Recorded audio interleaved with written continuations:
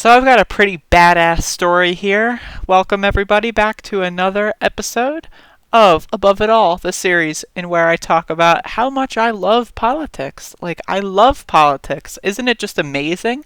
The world. Anyway, uh, somebody who is apparently a hacker, but who knows if they actually hack things. I mean, from what I understand here, they just made a script that automatically submits stuff, but it doesn't really sound like hacking so much. But some anonymous hacker wrote a script that basically floods Ohio's, like, Ohio has like this submission form where employers can snitch on people for not coming into work. The whole idea with the reopening of this economy, for those of you that don't understand this, is because states and the federal government do not want to pay unemployment. So what they do is they rush these reopenings, which force all the small businesses and all the corporations to open, and therefore forces all the people who are employed to go back into work. But as we know, about 60% of the country does not want to go back to work. So there's going to be people that are relatively intelligent and want to stay home and continue to collect unemployment. But, their employer can say, call up the Ohio, labor, whatever, and say, Jim Joe won't show up for, a job. Make sure that they can't eat. Make sure that their children starve. Otherwise, they gotta go come in and get the goddamn disease. And that's what they basically have, a little lifeline for snitchy little bitches. And so some badass motherfucker decided, you know what? It's pretty easy to just come up with fake, information, send that fake information through to the website, and basically give them stacks of thousands of sheets of paper that have just random junk data on it.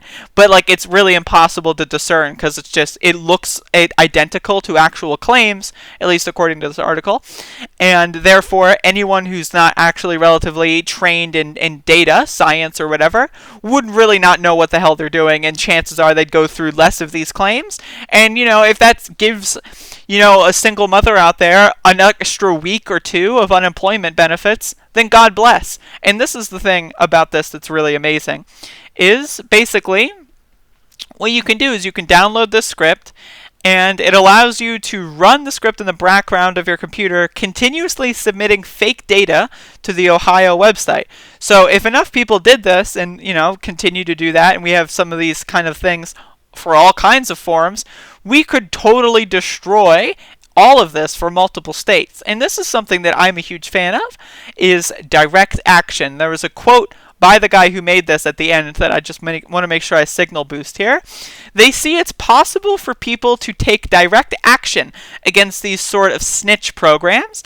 And that's, again, this is the thing, is we can't wait for a politician to save us. We're on our own, and this is why mutual aid networks are so important. You got to make sure if you have anybody in your town or anybody, that you're keeping in good contact with them, and that, everything you make sure is fine.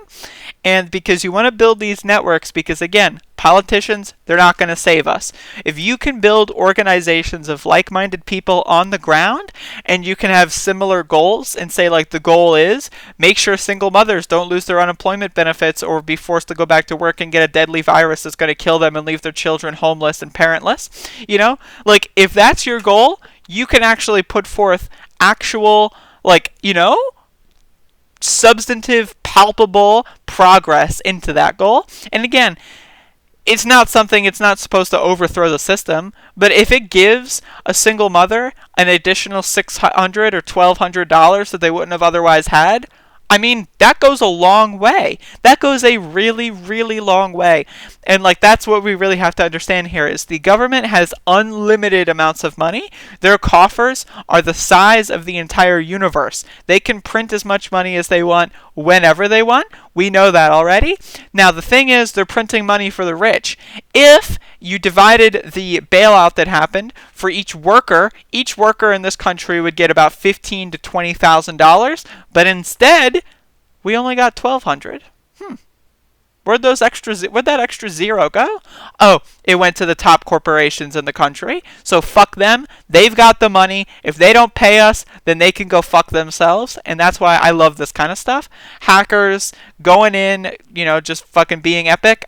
I love it. I love it because especially when you could like think about the fact that a lot of these government websites are made by people that like are in their 70s, right? And they like run on like Windows XP or Windows Vista. It's really easy to overwhelm a lot of these local government systems and stuff just because they're put together so terribly. And if you know anyone that, is interested in some of this stuff, try to do it yourself. Try to come up with other ways to just like make sure that poor people aren't going to be continuously suffering. Again, we're not trying to overthrow the system here. I'd like to, but this is just one of those things where if the net result is, a couple hundred people get an extra week or two, that again, it goes a long way and it really helps them figure stuff out, because really what we all need in this time of great stress and great panic is just at least a few more weeks of feeling like we aren't going to die soon. And anything that you can do for harm reduction during this moment in history, I think go for it. And that's that I've taken that approach with my YouTube channel. Harm reduction via entertaining YouTube videos that are also informative.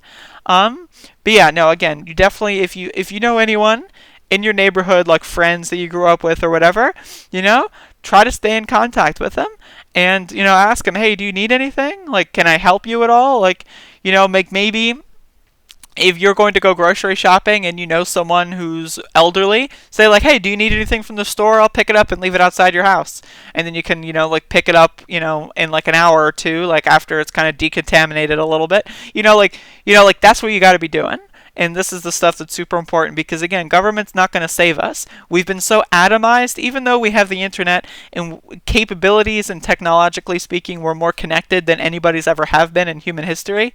We're still more atomized, and we've been drilled into our heads that we got to do things for ourselves. We got to pick ourselves up by our bootstraps. But if everyone helps everyone else, then, hey, no one's going to be stuck with a burden. If someone's helping you and you help someone else, it's like just like a chain of kindness and good Samaritans just backing each other up. And that's what the country's leaders are really afraid of, is people working together.